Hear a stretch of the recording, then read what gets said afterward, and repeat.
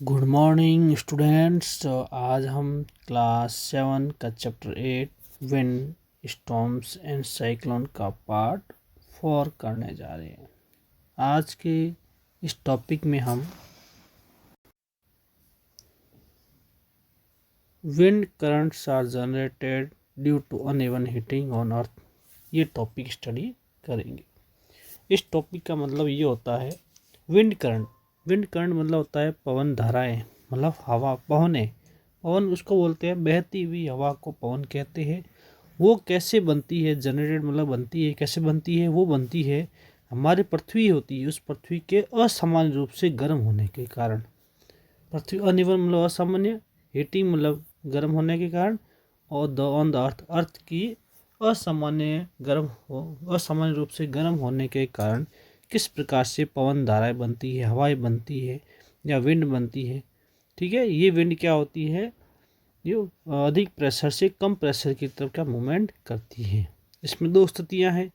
एक स्थितियां है ये जो पृथ्वी का गर्म होना, अर्थ का गर्म होना, ये कहाँ होता है? या तो इक्वेटर पर हो। इक्वेटर मतलब ये जो अर्थ है, अर्थ के बीच वाला जो लाइन होती है जिसको 0 डिग्री कहते हैं, इस जगह पर अर्थ गर्म होती हो, या और अर्थ का गर्म होती है उसके पोल पे, नॉर्थ पोल और साउथ पोल पे गर्म होती है।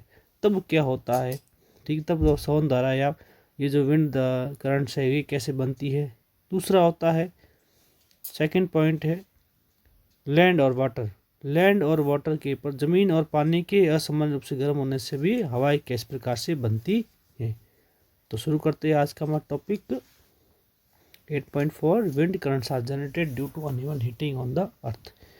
ठीक है, पृथ्वी के असमान रूप से गर्म होने के कारण जो विंड करंट वो कैसे बनती है। दीज सिचुएशन आर, ये स्थितियाँ क्या है? पहली है uneven heating between the equator and poles. ये जो पोल्स है और ये जो इक्वेटर है, ये पोल्स है, ये भी वापिस पोल्स, ये नॉर्थ पोल है, ये साउथ पोल है, इनके बीच में, ठीक है, असामान्य रूप से गर्म होने के कारण किस प्रकार से पवन धाराएं उत्पन्न होती है वो पढ़ते हैं। तो शुरू करते हैं। You might have learn in geography, आपने जियोग्राफी मतलब भूगोल में ये देखा होगा, that's a region close to equator get maximum heat from the sun. वह क्षेत्र जो ये अर्थ का वह क्षेत्र जो इस बीच वाली जो लाइन होती है जिसको 0 डिग्री लाइन कहते हैं, इसके नज़दीक जो एरिया होता है, ये वाला एरिया, इसके पास एरिया, वो क्या होता है? सन के हीट के कारण क्या होता है? बहुत ज़्यादा गर्म हो जाता है। सन की किरणों के कारण क्या, बहुत ज़्यादा तो सन होता है वो इसके ऊपर ही ज़्यादा क्या करता है? किरणें डालता है। ठीक है, ये तो भूगोल में हम पढ़े होंगे, अब आगे भूगोल में भी आप पढ़ोगे। The air in this region get warm, इस क्षेत्र की जो हवा होती है जो क्या होती है? जल्दी गर्म हो जाती है। द वार्म एयर राइज, जब ये हवा ऊपर उठती है, and the cooler air from the, जो ठंडी हवाएं होती है वो कहाँ से आती है? Cooler air from the region in the 0 degree to 30 degree latitude. Latitude मतलब ये जो रेखा होती है इसको लेटीट्यूड कहते हैं, ऐसी रेखा आती है इसको बोलते हैं लॉन्गिट्यूड कहते हैं। ठीक है, तो ये जो 0 डिग्री मतलब 0 डिग्री यहाँ से लेकर इसके बीच 30 डिग्री तक होता है। ठीक है, यहाँ से जो एयर होती है वो इस तरह मूवमेंट करती है। Belt on either side of equator moving, दोनों साइड के इक्वेटर की से क्या होती है? दोनों साइड की तरफ हवाएं होती है। 0 डिग्री यहाँ पे 30 डिग्री, यहाँ पे 30 डिग्री, जो हवा होती है वो बीच वाले इक्वेटर की तरफ मूवमेंट करती है या वहाँ की तरफ गमन करती है, गति करती है। These wind blow from the north and south towards the equator, तो ये हवाएं होती है वो कहाँ से? नॉर्थ से और साउथ से कहाँ होती है? इक्वेटर की तरफ मूवमेंट करती है। तो इन धाराओं की दिशा या तो क्या होगी? या तो होगी नॉर्थ टू साउथ या साउथ टू नॉर्थ होगी एट द पोल्स। लेकिन जो पोल्स होते हैं, पोल्स मतलब ये किनारों पर, the air cooler than at the latitude about 60 degree, यहाँ की हवा होती है वो 60 डिग्री की अपेक्षा पोल हवा क्या बहुत ठंडी होती है। The warms air at latitude rise up and these cold wind from the polar region rushes in, तो वहाँ की हवा क्या होती है? जो हवा गर्म होती है वो हवा ऊपर की उड़ जाती है, तो नीचे का स्थान खाली हो जाता है। ठीक है, जहाँ हवा ऊपर, हवा मतलब आकाश की तरफ मूवमेंट करती है। ज़मीन के पास की हवा है वो वहाँ पर जगह होती है, वहाँ पर हवा बहुत कम रह पाती है। तो पोल्स की हवा होती है वो उस ज़मीन की तरफ, उस लैटिट्यूड की तरफ क्या मूवमेंट करती है? कौन सी लैटिट्यूड की तरफ? 60 डिग्री वाले की तरफ मूवमेंट करती है। इन दिस वे, इसी अनुसार wind circulation setup from poles to warmer latitude. इसलिए होते हैं जो हवाएं होती है वो कहाँ से, जो उसके क्षेत्र है, ध्रुव है, कौन से ध्रुव, उत्तरी ध्रुव और दक्षिण ध्रुव से हवाएं कहाँ आती है, उसके बीच वाले इलाके की तरफ मूवमेंट करती है जहाँ वो इलाका है वार्मर है, बहुत ज़्यादा गर्म है, जैसा कि चित्र में दिखाया गया है। देखो ये देखो, ये इसका पार्ट है, ये अर्थ है, ये जो लाइन होती है इसको इक्वेटर बोलते हैं। ये 30 डिग्री है, ये भी 30 डिग्री है, ये 60 डिग्री है, ये भी 60 डिग्री है, दोनों 60 डिग्री है। तो हवाएं कहाँ, ये पोल है नॉर्थ पोल, ये इसका साउथ पोल। तो हवाएं देखो कहाँ जा रही है, नॉर्थ पोल से कहाँ जा रही है 60 डिग्री तरफ, वापस ये हवाएं इस तरह से मूवमेंट कर रही है, वापस ये जो हवाएं देखो कहाँ जा रही है, सभी हवाएं कहाँ की हो रही है, नॉर्थ 0 डिग्री की तरफ, क्या होती है इसको इक्वेटर बोलते हैं, वहाँ ये हवाएं क्या हो रही है, उस तरह मूवमेंट करती है, मतलब कूलर एरिया से वार्मर एरिया की तरफ मूवमेंट करती है। इस तरह से हवाएं उत्पन्न होती है। इन हवाओं को क्या करते हैं, विंड करंट या संवहन धाराएं कहते हैं। अब पहले क्या हुआ देखो, I wonder why the winds shown in figure are not in the exact north south direction. ये जो कह रही है कि जिस चित्र में दिखाया गया है वो हवाएं है वो फिक्स है, एकदम एक्यूरेट नॉर्थ साउथ डायरेक्शन में के अकॉर्डिंग नहीं है।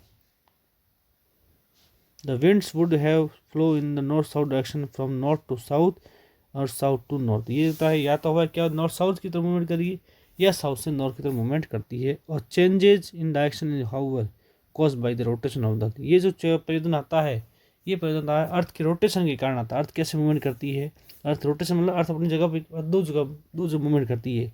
ये मूवमेंट करती है, सन है, इसके चारों मूवमेंट करती है, अर्थ करती है। दूसरा अर्थ क्या है, अपनी अपनी क्या दूरी पर घूमती है, अपनी एक्सिस पे घूमती है, उसी जगह घूमती है, तो इसको बोलते हैं रोटेशन कहते हैं। ये जो संवहन धारा उत्पन्न होती है कि वो धारा कहाँ उत्पन्न होगी, या तो नॉर्थ से साउथ होगी या साउथ से नॉर्थ होती है हवाएं। तो वो डिपेंड करता है कि अर्थ है उसका रोटेशन कैसा, अर्थ अपने दूरी पे किस प्रकार से घूमती है। अब चलते हैं, हमारा टॉपिक नंबर 2 है, ठीक है। इसमें हम देखेंगे uneven heating of land and water, जमीन और पानी का असामान्य गर्म होना। इसके कारण भी क्या होती है, विंड करंट बनती है। तो you have read about the sea bridge, आपने सी ब्रिज और लैंड ब्रिज इन चैप्टर 4 में पढ़ा था हमने। सी ब्रिज के बारे में पढ़ा था, लैंड ब्रिज के बारे में भी पढ़ा था। सी ब्रिज का मतलब होता है जल समीर और लैंड ब्रिज का मतलब होता है थल समीर। देखो क्या होता है, पढ़ते हैं। इन समर, गर्मियों में, near the equator the land warm up faster, जो इक्वेटर के पास की ज़मीन होती है वो ज़्यादा जल्दी गर्म होती है। जैसे ये इक्वेटर है, इस इक्वेटर की ये जो ज़मीन होती है वो क्या जो ज़्यादा गर्म हो जाती है क्योंकि सूर्य किरणें यहाँ पर सीधी पड़ती है। And most of the time the temperature of land is higher than the water in the ocean. फिर क्या होता है, यहाँ पर क्या पानी भी यहाँ जगह होता है, यहाँ पर जो ज़मीन भी होती है, तो ज़मीन का तापमान होता है वो पानी में जो ओशियन से समुद्र है उसके पानी के तापमान की अपेक्षा क्या होता है, ज़मीन का तापमान बहुत ज़्यादा हाई हो जाता है, बहुत ज़्यादा उच्चतम हो जाता है, ज़्यादा हो जाता है। मतलब ज़मीन है जल्दी गर्म होती है, पानी वो धीरे धीरे गर्म होता है। कब, गर्मियों में। The air over the land gets heated and rise up, तो ज़मीन की ऊपर की हवाएं होती है वो जल्दी क्या गर्म हो जाती है और वो राइजेज मतलब ऊपर की तरफ उठने लगती है। This cause the winds to flow from the ocean towards the land. तब हवाएं क्या होती है, जब ज़मीन की हवाएं गर्म होती है ऊपर उठती है तो वो स्पेस है, तो वो जगह क्या होती है वो बिल्कुल खाली हो जाती है हवा से। तो वो हवा जो पानी के ऊपर की हवा है वो उतनी जल्दी गर्म नहीं होती है, तो वो पानी हवा कहाँ मूवमेंट करती है, जहाँ खाली जगह होती है उस तरफ मूवमेंट करती है। जो हवा होती है वो गर्मियों में दिन में क्या होती है, जो ओशियन है वहाँ से कहाँ होती है, लैंड की तरफ मूवमेंट करती हैं। दीज आर मानसून विंड, इनको क्या बोलते हैं, मानसून विंड भी कहते हैं। जैसे क्या होती है, बरसात भी आती है। The word monsoon is drive from the Arabic word, monsoon word है वो अरेबिक वर्ड से लिया गया, जिसका वर्ड है मतलब होता है, वर्ड का नाम है मौसम, विच मीन्स सीजन, इसका मतलब होता है ऋतु है, ठीक है। इन विंटर, सर्दियों में क्या होता है, the direction of the wind flow gets reserve, और सर्दी में इसका उल्टा होता है, सर्दियों में क्या होता है, the it flow from land to ocean, तो हवाएं होती है वो लैंड से ओशियन तरफ मूवमेंट करती है। यदि हवाएं ओशियन से लैंड की तरफ मूवमेंट करती है तो उसको सी ब्रिज करती है। यदि हवाएं लैंड से ओशियन तरफ मूव करती है तो उसको लैंड ब्रिज करते हैं। I want know what these wind do for us. मैं जानता हूँ ये हमारे लिए क्या करती है। कौन सी हवा? ये दोनों हवाएं, चाहे ओशियन विंड्स हो, जो चाहे सी ब्रिज हो, चाहे लैंड ब्रिज हो। The winds from the ocean carry water. ऐसी हवाएं जो कैसी होती है? सी ब्रिज होती है। वो क्या करती है? सी ब्रिज मतलब ऐसी हवाएं जो समुद्र से धरती की तरफ, मतलब जमीन की तरफ मूवमेंट करती है। वो क्या लेके आती है? बरसात या पानी लेके आती है, क्योंकि वो वहाँ से उठ के वहाँ गर्म होती है, क्योंकि वो इस तरह मूवमेंट करती है। वो क्या बरसात लेके आती है। It is part two the water cycle. यही क्या होता है? वाटर साइकिल का पार्ट है। The monsoon wind carry water and it's send. तो मानसून विंड होती है, इसको मानसून विंड भी कहते हैं।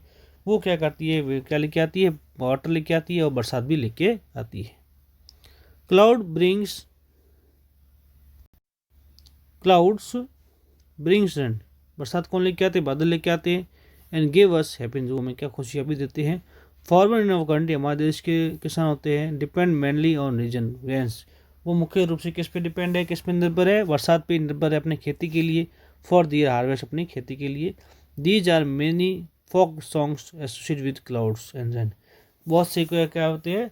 कुछ क्या होते हैं हमारे वो फोक सॉन्ग, मतलब तो हमारा लोकगीत भी है।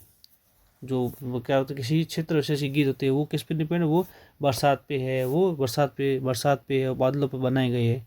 हमारे यहाँ के बरसाती लोग क्या गीत भी गाते हैं खेतों में। Sing and enjoy with friends, गाओ और अपने फ्रेंड्स से एंजॉय करो। If you know such a song, आपको ऐसा कोई सॉन्ग आता है तो आप फ्रेंड्स के गा भी सकते हो। Here's one of for you, एक सॉन्ग आपके लिए दिया गया है। क्या है? Roaring clouds across the sky, tell us monsoon here, dark and floating clouds in pour, rain drops everywhere. Clouds making lighting flash और हीट। लाइटिंग मतलब तो बिजली भी। And irritated fields with rain. Clouds make earth and fragrance spread when we hit with drops of rain. Rising from the ocean west, clouds fill up the rain to ocean back to last to mingle with ocean again. मतलब ये आता है बरसा बरसा तुम्हारा उमड़ उमड़ के बादल लाना, इस तरह से कोई गीत है, उसको इंग्लिश का उसका रूपांतरण किया गया है। हाँ, आगे बढ़ते हैं। However it is not always a happy ending. लेकिन ये यहाँ पर जब भी बसे यहाँ का हैप्पी एंडिंग होता है, समाप्ति इसको खुशबेर नहीं होती है। रैन ऑफन क्रिएट प्रॉब्लम, कभी कभी रैन से क्या कुछ समस्या भी आती है। हर जगह खुशियाँ वो अंत हो ये ज़रूरी नहीं, खुशियों से अंत हो ये ज़रूरी नहीं होता है। कभी कभी क्या कुछ प्रॉब्लम भी या कुछ समस्याएं भी बन जाती है किसके जरिए? बरसात के जरिए। Can list some of problem, क्या उसकी लिस्ट बना सकते हो? कभी बरसात अधिक हो जाती है तो क्या बाढ़ भी आ जाती है। You can discuss the cause and solution of the problem with your teacher and friend. तो कुछ इसके मतलब प्रॉब्लम है उसको बारे में शेयर कर सकते हो उसे टीचर पेरेंट्स के से प्रॉब्लम को की सॉल्यूशन भी आप वहाँ से पता कर सकते हो। In nature itself there are certain situation that sometimes create disasters and pose threat to humans, animals and plant life. कुछ प्राकृतिक घटनाएं होती है, अलग अलग परिस्थितियों को जन्म देती है, जैसे डिजास्टर्स आना, मतलब आपदाएं आती है। पोज थ्रेट्स मनुष्य जीवन को प्रभावित भी करती है या उनके लिए संकट पैदा कर सकती है, और मनुष्य के लिए, एनिमल्स और प्लांट के जीवन में समस्या पैदा कर सकती है। Let us study two situation, ऐसी दो स्थितियाँ आती है। पहली आती है थंडर स्टॉर्म, दूसरी आता है साइक्लोन। पहला आता है झंझावात कहते हैं, ये है चक्रवात है। झंझा मतलब क्या होता है? बिजली का चमकना। हिंदी में थंडर्स मतलब क्या? बिजली चमकती जोर से, थंडर स्टॉर्म, बिजली चमकती है तो बादल गड़गड़ाते हैं, तो उसको थंडर स्टॉर्म्स कहते हैं। बादलों का मतलब बिजली चमकना। साइक्लोन मतलब होता है, उसको बोलते हैं चक्रवात आना। तो ये दो स्थिति आती है जब बरसात के कारण ऐसी स्थिति आती है। बहुत ही वर्षा होती है, चक्रवात भी आता है, ठीक है। और पहली स्थिति आती है वर्षा होती है तो बिजली भी चमकती है। बिजली चमकती है तो भी समस्या होती है। बरसात ज़्यादा आती है, साइक्लोन साथ तो भी समस्या होती है। तो ये दो स्थितियाँ हैं, हम अगले वीडियो में हम स्टडी करेंगे। आज के लिए इतना ही। Have a good day and goodbye students.